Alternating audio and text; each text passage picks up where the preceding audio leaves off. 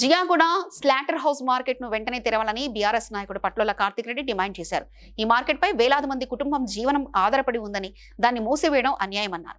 1930 నిజాం కాలం నుంచి కొనసాగుతున్న మార్కెట్ ను ప్రత్యామ్నాయం చూపకుండా మూసివేయొద్దని, తెరవకపోతే జీహెచ్ఎంసీ కార్యాలయం ముందు ఆందోళన చేపడతామని హెచ్చరించారు.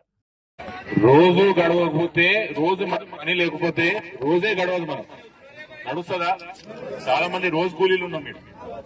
అట్లా మనకి ఈరోజు పనే నడవకపోతే ఇల్లే నడవని ఒక పరిస్థితిలో ఇక్కడ చాలా మంది ఉన్నారు.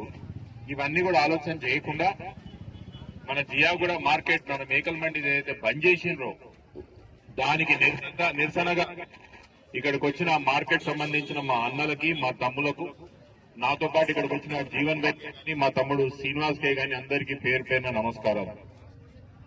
అనగనగా ఒక రోజు ఒక రాజుకి ఒక కళ వచ్చిందంట. కళలు ఏమొచ్చింది? మన రైతులు బయట మార్కెట్ పోయి తక్కువ కమ్ముకోవాలన్నా, ఈడ పనిచేస్తున్న వాళ్ళందరూ లేబర్ పనులకు పోవాలన్నా, ఏమైనా బుద్ధి జ్ఞానం ఉన్నదా? ఎంత తిట్టాలి మిమ్మల్ని? ఏం చేయాలి? ఏమైనా చేసే పనికి ఇంత అర్థం పడదాం ఉండాలి. काम करे तो कुछ थोपड़ी से काम करना, घुटने से काम नहीं करना.